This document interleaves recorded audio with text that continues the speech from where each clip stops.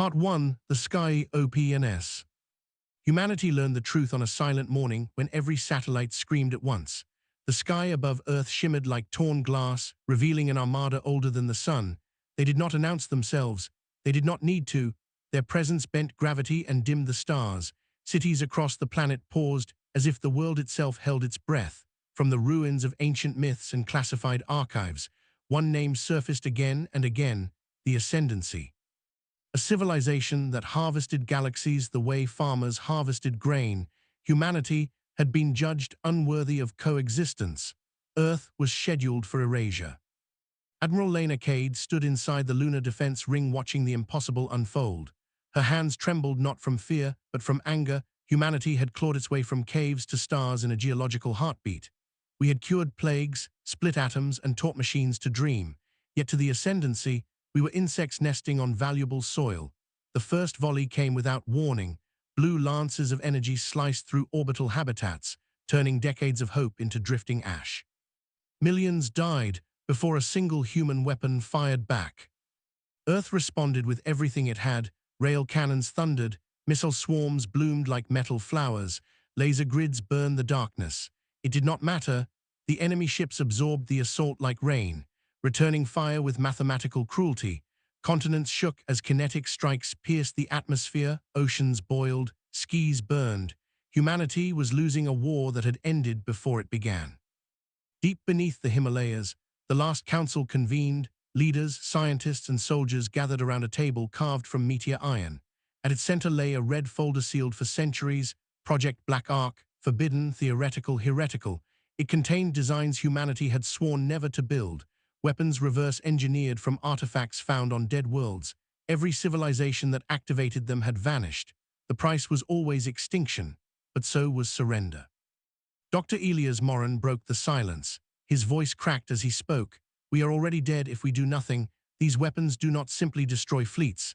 They rewrite local reality. They burn causality itself. Activating them will change us forever. The room fell silent. Above them, the planet burned. Finally, Admiral Cade nodded. Then we change, she said. If the universe wants monsters, we will show it what humans become when cornered. The vote was unanimous. Keys were turned that had not moved since humanity first reached the moon. Across Earth and its colonies, ancient machines awakened. Buried in ice, oceans, and forgotten vaults, power levels climbed beyond safe limits. The Ascendancy noticed the shift and paused their assault, perhaps curious, perhaps amused. They had erased thousands of species. None had ever dared to touch the forbidden fire. Humanity was about to be the first. Part 2. The Forbidden Fire. The first superweapon was called the Helios More, hidden within the heart of the sun itself. Humanity had seeded it centuries ago using autonomous machines and impossible mathematics. When activated, it fed on stellar plasma and compressed it into a singular beam of unlight. As the command was given, the sun flared brighter than it had in a million years. Ascendancy sensors spiked in confusion. Their shields adjusted for energy, mass, and radiation. None accounted for absence. The Helios More fired. A column of darkness pierced space, erasing photons as it passed. It struck the leading Ascendancy dreadnought. The ship did not explode. It simply ceased. Its past, present, and future unraveled. The space it had occupied folded inward, leaving a scar in reality that screamed across dimensions. For the first time, the Ascendancy felt fear. Cheers erupted across human channels, but they died quickly. The More did not stop. Its energy cascade destabilized the sun. Solar storms tore across the system. Mercury cracked. Venus lost its atmosphere. Earth trembled under auroras that reached the equator. The weapon was killing its wielder, exactly as the warnings had said. The Ascendancy adapted. Smaller ships scattered, firing precision strikes at Earth's infrastructure. Cities went dark. Billions huddled in shelters as gravity fluctuated and time stuttered. Humanity activated the second weapon, the Chronos engine, buried beneath the ruins of Mars. It was designed to fracture time into controllable streams, to turn moments into weapons. When the engine engaged, the battlefield shattered into overlapping timelines. Ascendancy ships found themselves firing at targets that had already moved or had not yet arrived. Some vessels aged 1,000 years in seconds, crumbling into dust. Others regressed into raw materials, screaming in frequencies humans could not hear. But the Chronos engine exacted its toll. human minds linked to it began to fracture, memories bleeding across timelines. Children remembered futures where they never existed. Soldiers fought battles that had not yet been declared. Admiral Cade felt the weight of command crushing her soul. Victory was possible now, but at an unimaginable cost. Reports flooded in of ecological collapse, genetic instability, and reality failures. Humanity was winning, but humanity itself was unraveling. Still, the ascendancy had not retreated. Their core world ships were moving closer, preparing a final cleansing wave. The forbidden fire was not enough yet. Part 3 VOICS of the Dead. The third superweapon was never meant to be used by the living, known as the Ancestral Choir. It was constructed around a vast alien megastructure found drifting between galaxies. The structure contained echoes of extinct civilizations, neural imprints preserved in quantum substrate. Humanity had learned how to speak to the dead and how to ask them to sing. When activated, the choir broadcast a signal across subspace, calling to every species the ascendancy had erased. Trillions of voices answered: rage, sorrow, defiance. Their combined consciousness formed a psychic storm that tore into ascendancy command networks. Ancient admirals relived the screams of worlds they had destroyed. Tactical perfection collapsed into madness. Across Earth, humans heard whispers in their dreams, alien lullabies, last words of dying suns. It was beautiful and horrifying. Some people wept in gratitude, others went mad. The dead did not blame humanity. They urged it forward. Burn them, they whispered, end the cycle. The ascendancy reeled. Entire formations drifted aimlessly as their crews collapsed under the psychic assault. Humanity pressed the advantage. Conventional weapons suddenly mattered again. Rail cannons punched through weakened hulls. Fighters swarmed like angry insects. For the first time, the galaxy saw the ascendancy bleed. But the choir demanded payment. The dead required vessels, minds to anchor them in reality. Volunteers stepped forward by the millions, knowing they would never return. Their bodies became conduits. Their identities dissolved into the collective song.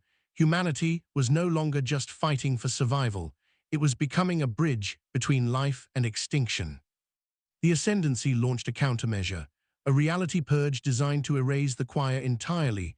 Space folded inward, crushing stars like paper. The psychic storm began to falter, voices faded, one by one, thanking humanity as they vanished forever. The ancestral choir burned out, leaving silence heavier than any sound.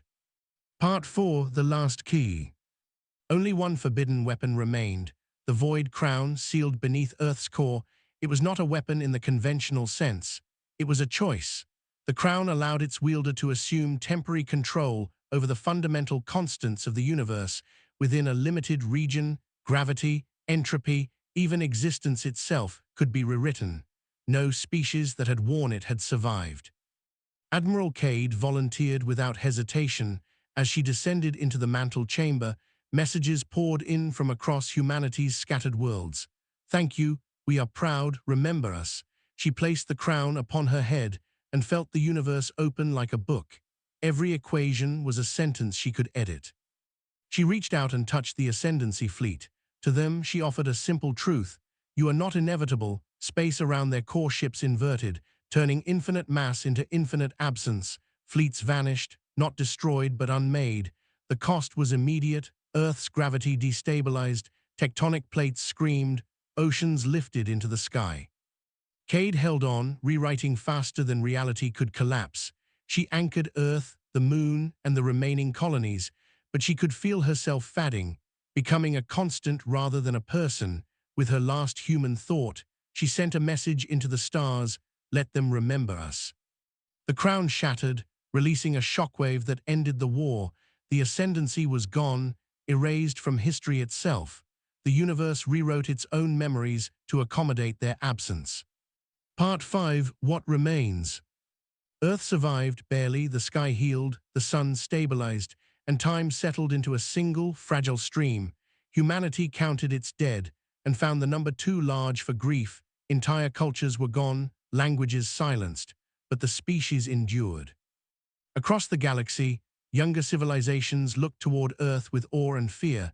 They found ruins of ascendancy worlds empty and lifeless. and records that spoke of a small, angry species that refused to die. Humanity did not conquer the stars, it guarded them. Monuments were built to Admiral Cade and to the millions who became the choir, but the greatest legacy was unseen. The forbidden weapons were gone, burned out, or erased, but the lesson remained. Humanity was not the strongest nor the oldest, but it was relentless. When the universe pushed humanity to the brink, it did not beg. It reached into the dark, accepted the cost, and stood its ground. Earth's last stand became a warning written across spacetime. Never corner a species that has already decided survival is worth any price.